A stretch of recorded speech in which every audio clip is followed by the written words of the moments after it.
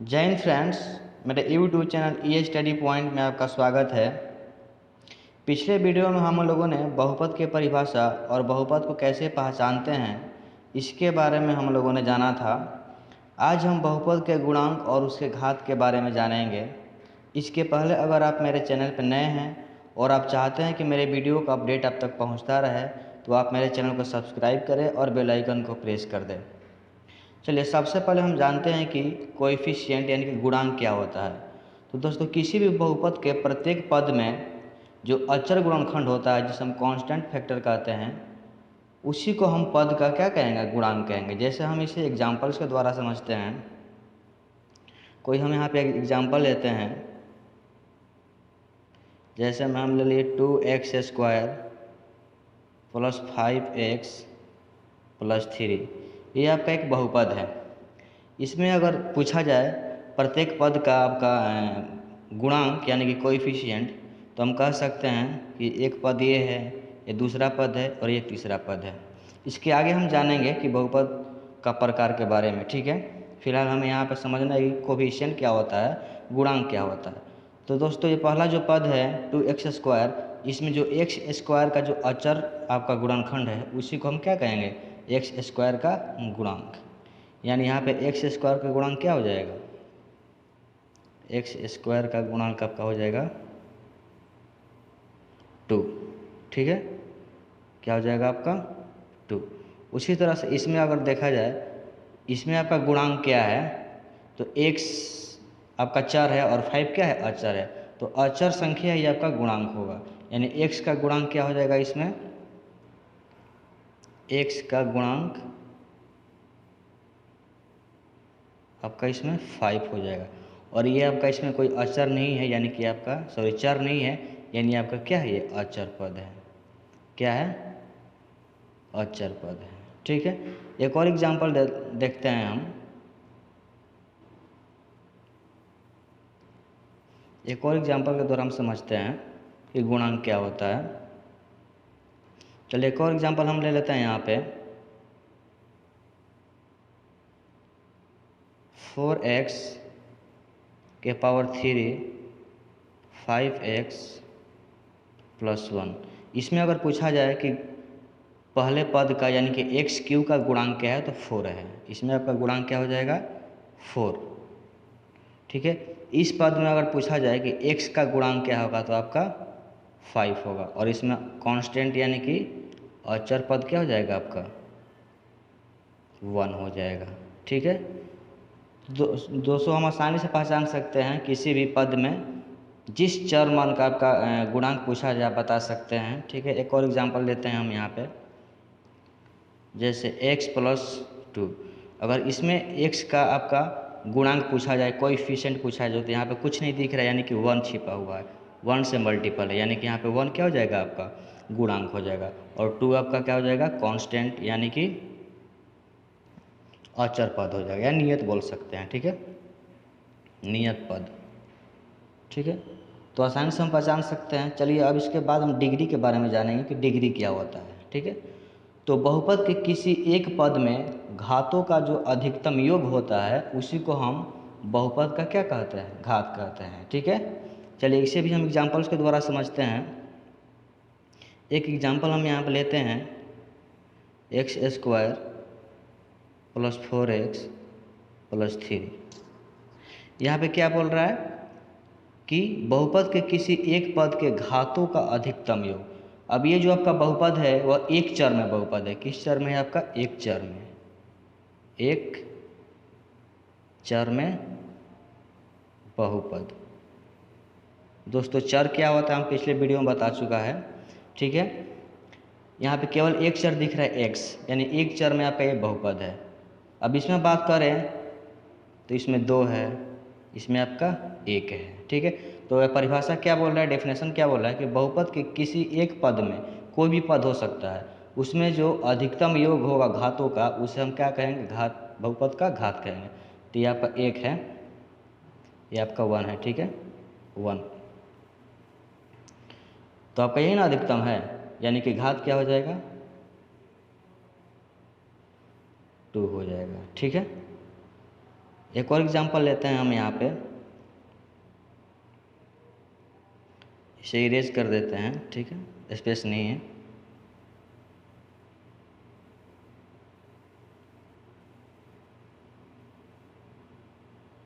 चलिए एक और एग्जांपल देखते हैं यहाँ पे, 4x² एक्स स्क्वायर है प्लस 5x प्लस 3, ये भी आपका एक पद में ही, एक चर में ही बहुपद है, ठीक है, ये याद रखिएगा, एक चर में बहुपद। तो इसमें आपका अधिकतम घात क्या है, टू ही है ना, 2, यानी कि घात क्या हो जाएगा, 2 हो जाएगा, ठीक है। एक और एग्जांपल देखते हैं यहाँ पे, x⁵ x3 x⁵2 प्लस 1, इसमें अधिकतम घात क्या है, तो 5 है, यानी कि इस बहुपद का घात क्या हो जाएगा, 5 हो जाएगा। चलिए अब दो चर में बहुपद लेते हैं, उसमें देखते हैं, ये आपका दूसरा एग्जांपल था, ये पहला।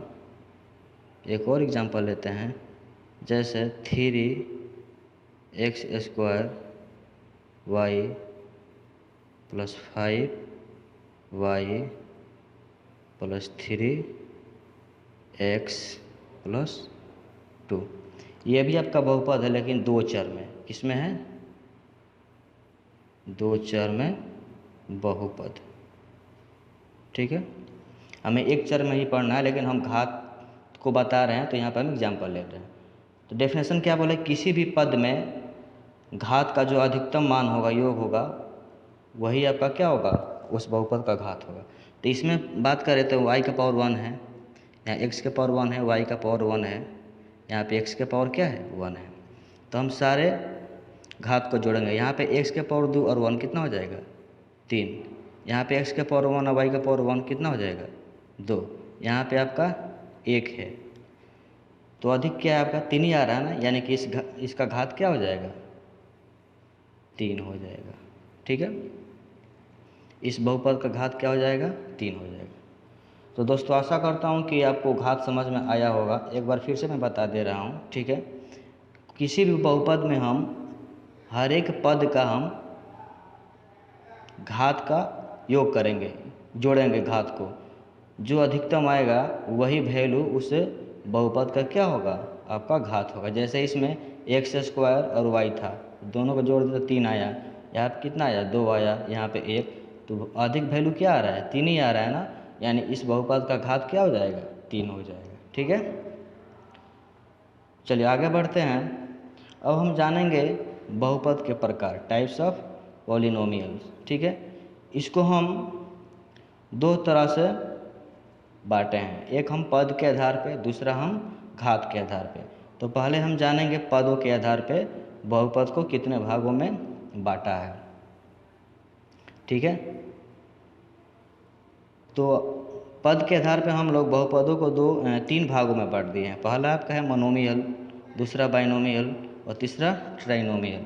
दोस्तों बाइनोमियल, मोनोमियल का मतलब होता है एक पदी, क्या होता है, एक पदी, एक पदी बहुपद, ठीक है। इसका मतलब होता है द्विपदी, इसका मतलब क्या होता है, द्विपदी, यानी कि जिसमें 2 पद हो, नाम से ही पता चल जा रहा है। ट्राइनोमियल का मतलब होता है त्रिपदी, त्रिपदी यानी कि जिसमें 3 पद हो, ठीक है।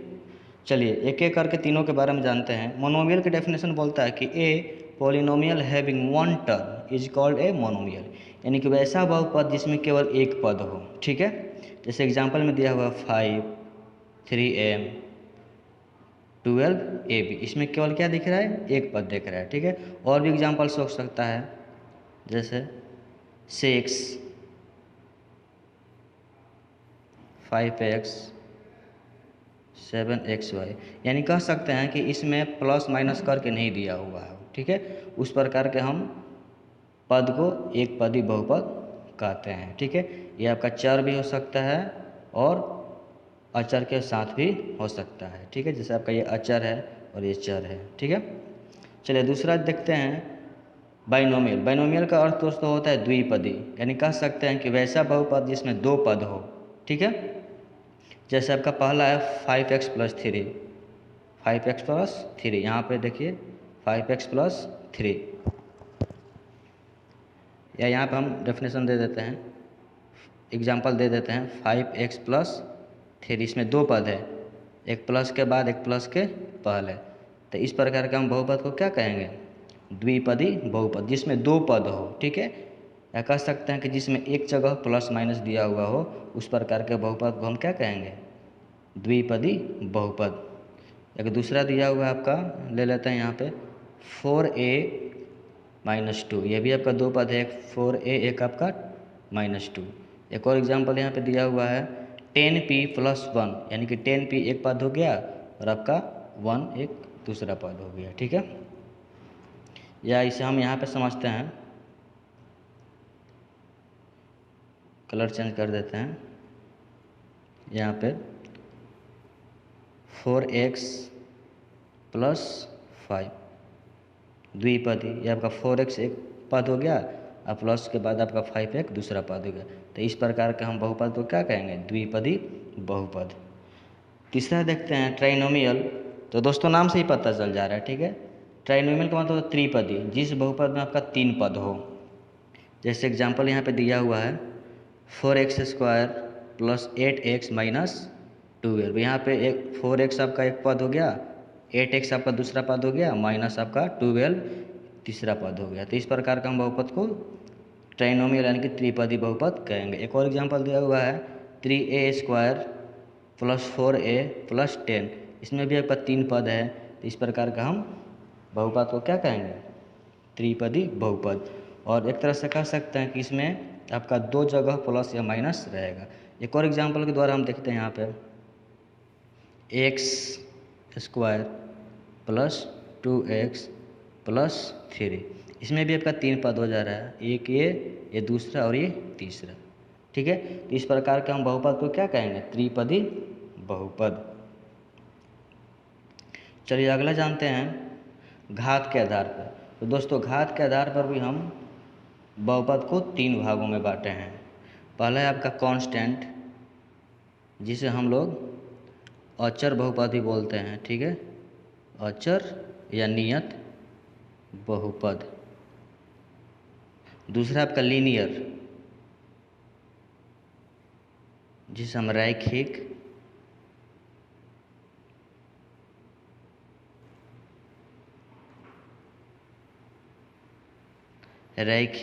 या एक घाती,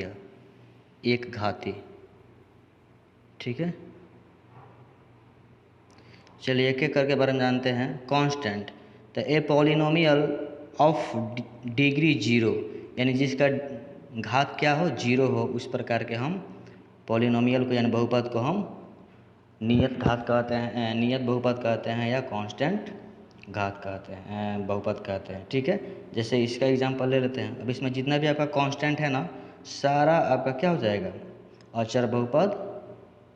जैसे मैं 5, इसका भी अगर हम घात की बात करें तो 0 है, ठीक है। यहाँ पे x⁴ 0 दे सकते हैं, ठीक है। 5 - 7 2/3 √3, ये जितना भी आपका पद दिख रहा है सारा क्या है? अचर बहुपद, ठीक है। चलिए दूसरा है आपका लीनियर, यानी कि रैखिक या एक घाती बोल सकते हैं, ठीक है, लीनियर या एक घाती। तो इसका डेफिनेशन बोल रहा है कि a polynomial of degree 1 is called linear polynomial, यानी कि वैसा बहुपद जिसका घात क्या हो? एक हो, ठीक है। जैसे मैं आपका x⁴ x+1, इस बहुपद की बात करें हम तो इसका घात कितना है? एक है यहाँ पे, ठीक है। एक और एग्जांपल ले लेते हैं 2x+3, ठीक है। अब यहाँ पे ये पद एक भी हो सकता है, दो भी हो सकता है, ठीक है। लेकिन हम यहाँ पे घात के हिसाब से चल रहे हैं, तो वैसा बहुपद जिसका घात क्या हो, 1 हो, उस प्रकार के हम बहुपद को रैखिक बहुपद बोलते हैं। ठीक है, चलिए तीसरा देखते हैं, क्वाड्रेटिक यानी कि द्विघाती। इसका आपका हिंदी हो जाएगा द्विघाती, यानी जिसका घात क्या हो, 2 हो, द्विघाती बहुपद। नाम से ही पता चल जा रहा है। अब इसका हम डेफिनेशन की बात करें तो यहाँ पे लिख सकते हैं, कोई भी हम बहुपद दें जिसका घात क्या हो, 2 हो, 2x², ये भी इतना भी छोड़ सकते हैं हम, ठीक है, +3, ये भी इतना भी हम दे सकते हैं, बस इसका घात 2 होना चाहिए। ठीक है, तो वैसा बहुपद जिसका घात क्या हो आपका 2 हो, उस प्रकार के हम बहुपद को क्या कहेंगे, द्विघाती बहुपद।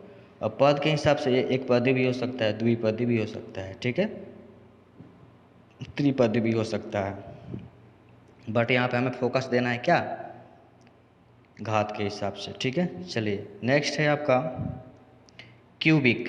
क्यूबिक का अर्थ होता है जिसका पावर क्या हो, 3 हो, तो वैसा बहुपद जिसका घात क्या हो, 3 हो, उस प्रकार के हम त्रिघाती, इसका अर्थ क्या हो जाएगा, त्रिघाती बहुपद,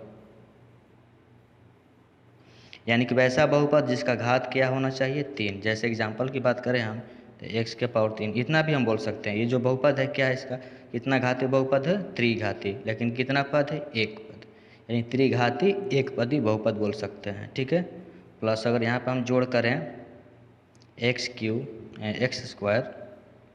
तो ये कितना हो जाएगा, यह भी आपका त्रिघाती ही है लेकिन द्विपद है, द्विपदी, त्रिघाती द्विपद। एक और हम बढ़ा सकते हैं यहाँ पे x, तो ये आपका हो जाएगा त्रिघाती त्रिपद बहुपद। ठीक है, तो वैसा बहुपद जिसका घात क्या हो, 3 हो, उस प्रकार के बहुपद को हम क्या कहेंगे, क्यूबिक पॉलिनोमियल या त्रिघाती बहुपद। ठीक है, तो आशा करता हूँ कि आप लोगों को समझ में आया होगा।